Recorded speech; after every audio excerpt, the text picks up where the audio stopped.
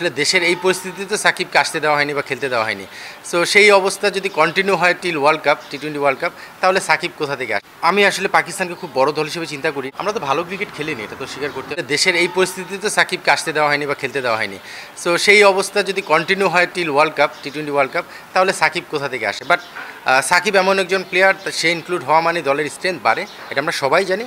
But still মাত্র কয়েকটা match আমরা পিএসএলে দেখলাম, রিদমটা পেতে একটু সময় লাগবে হয়তো, ফুল কোর্টে এখনও বোলিং করতেই দেখিনি। সো সব কিছু মিলে সাকিবকে একটা অবজারভেশনের মাধ্যমে যদি ভালো রিদমে থাকে, সাকিবকে নিয়ে চিন্তা করা যেতেই পারে।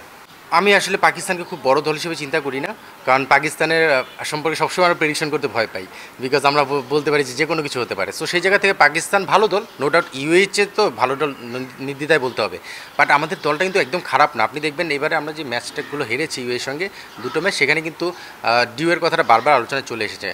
পাকিস্তানে কিন্তু সেই ধরনের ডিউ আমরা দেখছি না পিএসএলে। সো স্বাভাবিকভাবে সেটা যে একটা প্রতিবন্ধকতা ছিল, সেটা থেকে আমরা বেরিয়ে আসতে পারছি। প্রপার ক্রিকেট খেলে আমার ধারণা যে পাকিস্তানের সঙ্গে আমাদের দিনে আমরা যদি এক্সিকিউশনটা পারফেক্টলি করতে পারি, অবশ্যই আমাদের সিরিজ জেতাও সম্ভব। আমরা তো ভালো ক্রিকেট খেলিনি, এটা তো স্বীকার করতে হবে। ভালো ক্রিকেট কন্ডিশন ওয়াইজ আসলে যেভাবে খেলতে হয় জেতার জন্য, সেই জায়গাটা আমরা খেলতে পাইনি। এখন এটা নিয়ে অনেকেই ডিফারেন্ট অপিনিয়ন দিচ্ছে যে আমাদের মেইন প্লেয়ার ছিল না, বা অনেকে তাসকিন, মুস্তাফিজ থেকে শুরু করে এই ধরনের বলাররা ছিল না। আসলে আমাদের এরা না থাকলেও তো আমাদের যারা ছিল তারাও ক্যাপাবল। অন্তত এই দলের সঙ্গে জেতার জন্য আমার মনে হয় যে এনাফ মানে ক্যাপাবিলিটি তাদের আছে। সেই জায়গা থেকে আমরা ভালো পারফর্ম করিনি। প্ল্যান তো নিশ্চিতভাবেই করেছে দল, এক্সিকিউশনটা খুব একটা ভালো হয়নি। মানে যেভাবে যেই সময়টায় ডিমান্ড করছিল দল যেটা পারফর্ম করবে, সেটা আসলে প্লেয়াররা করতে পারেনি। আসলে প্লেয়ারদের দায়ভার নিতেই হবে এটার। তবে কিছু স্ট্র্যাটেজিক চেঞ্জ আমরা দেখেছি এবারের এই সিরিজটাতে। ব্যাটিং অর্ডারে কিছু চেঞ্জেস দেখেছি আমরা, পাশাপাশি টিম সাজানোর ক্ষেত্রে কিছু আমরা স্ট্র্যাটেজিক চেঞ্জ দেখেছি। সেটা হয়তো টিমটা নতুনভাবে একটা চিন্তাভাবনা করছে, যেটা 26-এ ওয়ার্ল্ড কাপকে কেন্দ্র করে সেটা পরিলক্ষিত হয়েছে অন্তত এই সিরিজে। সো সেই জায়গা থেকে কিছু এক্সপেরিমেন্ট করলে অনেক সময় সেটা ব্যাকফায়ার করে, বাট এই ধরনের এক্সপেরিমেন্টগুলো অনেক সময় লং রানে কিন্তু সাকসেস এনে দিতে পারে। সো সেই জায়গা থেকে পজিটিভ নেগেটিভ অনেকগুলো বিষয় এখানে রয়েছে।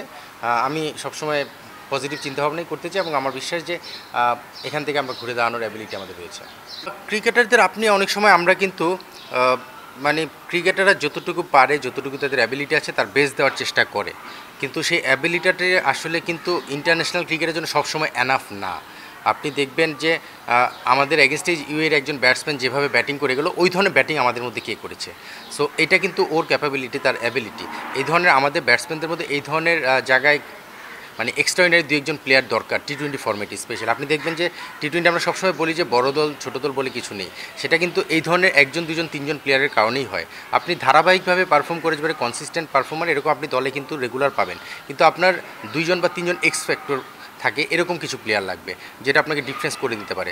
সো সেই প্লেয়াররা আমাদের এখনও মানে তৈরি হচ্ছে। আপনি যদি বলেন শামিমের কথা, জাকের আলীর কথা বলেন, হৃদয়ের কথা বলেন, জাকের আলী আর শামীম হয়তো খুব বেশি দিন হয়নি, হৃদয় তার চেয়ে সময় অবশ্যই একটু বেশি সময় খেলেছে, বাট ওই এক্স ফ্যাক্টর বিষয়টা তারা ওইভাবে আমাদেরকে প্রমাণ করছে না, যেটা আমরা প্রত্যাশা করছি এই দলের কাছ থেকে বা ওই প্লেয়ারদের কাছ থেকে।